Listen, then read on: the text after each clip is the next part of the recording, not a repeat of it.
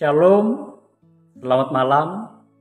Berjumpa kembali kita di dalam renungan malam edisi hari Senin tanggal 10 April tahun 2023 bertepatan juga pada hari Paskah yang kedua.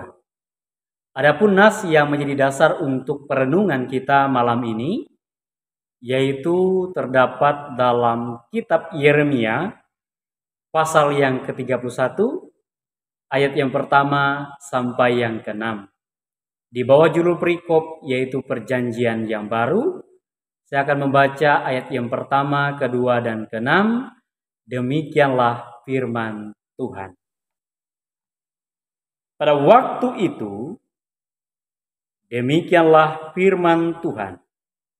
Aku akan menjadi Allah segala kaum keluarga Israel, dan mereka akan menjadi umatku. Beginilah firman Tuhan. Ia mendapat kasih karunia di padang gurun, yaitu bangsa yang terluput dari pedang itu. Israel berjalan mencari istirahat bagi dirinya. Sungguh akan datang harinya bahwa para penjaga akan berseru di gunung Efraim, "Ayo, marilah kita naik ke Sion, kepada Tuhan Allah kita."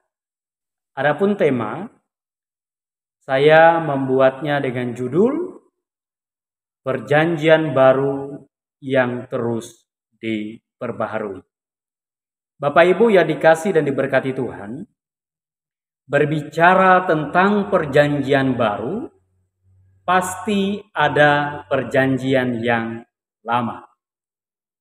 Demikian halnya dengan apa yang boleh Tuhan ingatkan kepada kita pada saat ini di dalam ayat yang pertama dan yang kedua, di mana Tuhan mengingatkan kepada kita kasih, setia, dan kemurahan Tuhan kepada kehidupan bangsa Israel yang pada saat itu berada di tanah Mesir, di tanah perbudakan.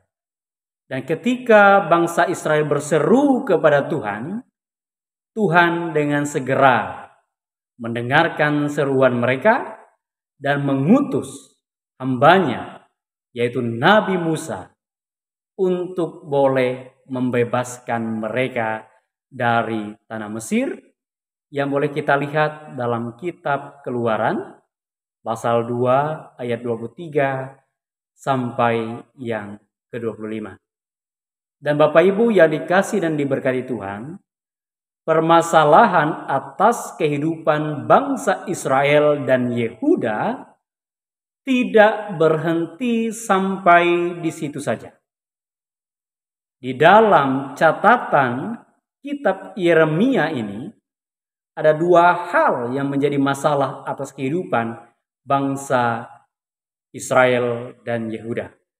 Yang pertama, di mana kerajaan ini terbagi menjadi dua. Efraim, Samaria, yang ada di utara menjadi kerajaan Israel. Dan yang kedua, Sion, Yerusalem, yang ada di selatan menjadi kerajaan Yehuda. Dan permasalahan yang kedua, di mana juga mereka di dalam nas pada saat ini, mereka berada di pembuangan di Babel. Kembali boleh kita lihat ketika Tuhan melihat kaum bangsa pilihannya dalam kesesakan mereka, Tuhan kembali melakukan perjanjian atas kehidupan mereka yang kita lihat dalam nas kita saat ini. Dan Bapak Ibu yang dikasih dan diberkati Tuhan, apa yang dijanjikan oleh Tuhan ini sudah digenapi. Dan Yang menarik lagi Bapak Ibu ya dikasih dan diberkati Tuhan, setiap perjanjian-perjanjian nubuatan yang disampaikan oleh Tuhan kepada hamba-hambanya, semuanya Ia penuhi. Dan kita melihat bahwa perjanjian baru ini pun kembali diperbaharui dan direvisi oleh Tuhan Yesus, yang boleh kita lihat dalam Injil Yohanes pasal yang keempat, ketika Ia berbicara dan bercakap-cakap dengan perempuan Samaria, terkhusus dalam ayat yang ke-21 sampai yang ke-24, demikianlah firman Tuhan. Kata Yesus kepadanya, "Percayalah kepadaku, hai perempuan. Saatnya akan tiba bahwa kamu akan menyembah Bapa bukan di gunung ini dan bukan juga di Yerusalem. Kamu menyembah apa yang tidak kamu kenal, kami menyembah apa yang kami kenal. Sebab keselamatan datang dari bangsa Yahudi. Tetapi saatnya akan datang dan sudah tiba sekarang, bahwa penyembah-penyembah benar akan menyembah Bapa dalam roh dan kebenaran. Sebab Bapa menghendaki penyembah-penyembah demikian. Allah itu roh, dan barang siapa yang menyembah Dia harus menyembahnya dalam roh dan kebenaran. Bersukacitalah bagi kita yang ada di tempat ini, terkhususnya di Kota Waringin Timur ini. Kalau dulu terlalu khusus hanya ditentukan kepada Sion dan Yerusalem. Tapi sekarang di dalam Tuhan Yesus, ketika kita beribadah dan menyembah kepadanya dalam roh dan kebenaran, di sini Tuhan juga ada. Jadi tidak perlu lagi kita harus pergi ke Samaria atau gunung Gerizim, Efraim, atau juga ke Sion, Yerusalem.